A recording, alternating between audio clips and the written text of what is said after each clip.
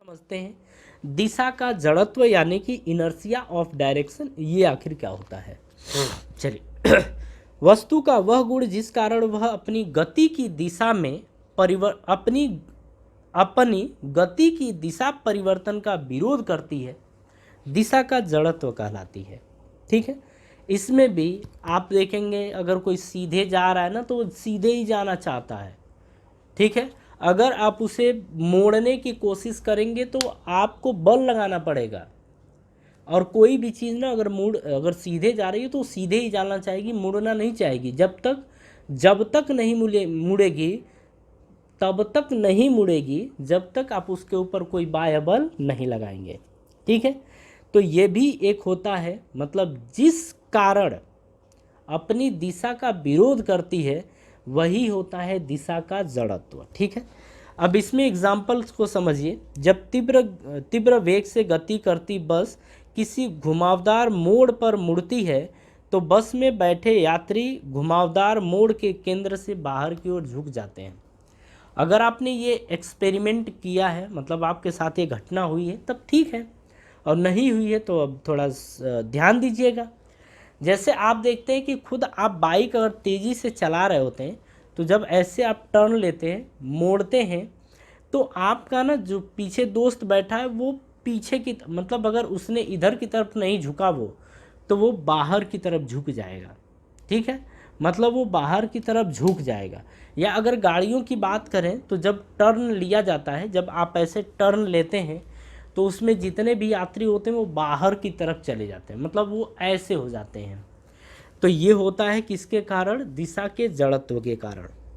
गाड़ी के टायर के संपर्क में आए कीचड़ के कणों से बचने के लिए मोटर गार्ड लगाए जाते हैं, ये भी होता है दिशा का जड़त्व। वो क्या होता है ना कि मोटर गार्ड आप नहीं लगाएंगे तो जैसे टायर के साथ वो कीचड़ क्या होता है, ऐसे ऐसे ऊपर आएगा, क्योंकि टायर ऐसे जब चलेगा तो कीचड़ भी उसके साथ ऐसे जाएगा, ऐसे जाएगा। तो कीचड़ से बचने के लिए ही मोटर गार्ड का यूज़ किया जाता है। आगे वाले में भी आप देखते हैं बरसात के दिनों में बाइक्स वगैरह में आगे लोग मोटर गार्ड लगाते हैं। कारण यही होता है कि जब पहिया ऐसे चलेगा तो वो कीचड़ को ऐसे फेंकेगा, ऐसे फेंकेगा, तो आपके ऊपर आ सकता है, इसी वजह से मोटर गार्ड लगाया जाता है। ठीक है, नेक्स्ट, चाकू की धार तेज करते समय उसे घूमते पहिए के संपर्क में लाने पर उत्पन्न चिंगारियाँ स्पर्श रेखीय दिशा में गति करती है। स्पर्श रेखीय दिशा का मतलब आप इसको ऐसे समझ सकते हैं, सॉरी हमारे पास एक था लेकिन हम भूल गए। चलिए एग्जाम्पल के तौर पे आप यहीं देख लीजिए ना, हम आपको यहीं दिखा देते हैं, और थोड़ा सा टाइम लगेगा तो क्या हो जाएगा। जैसे मान लीजिए ये है, ये अगर चल रही है, ठीक है, अगर ये चल रही है ऐसे, तो जब आप इसको चाकू का धार ऐसे लगाएंगे ना, ऐसे, तो जो धार होगी ना उसके, जब धार आप लगाएंगे या जो चाकू में धार लगाते हैं उन लोगों को यहाँ देखा होगा आपने कि जब आप ऐसे चाकू या कैंची आप चिपकाएंगे तो उसके जो मतलब चिंगारी होगी वो और स्पर्श रेखीय में ऐसे जाएगी। ऐसा नहीं आता है कि इसके साथ नहीं, वो ऐसे जाएगी, ऐसे जाएगी। अगर यहाँ करेंगे तो ऐसे जाएगी, तो वो स्पर्श रेखीय दिशा में जाता है। ठीक है, तो ये दिशा के जड़त्व के कारण ऐसा होता है।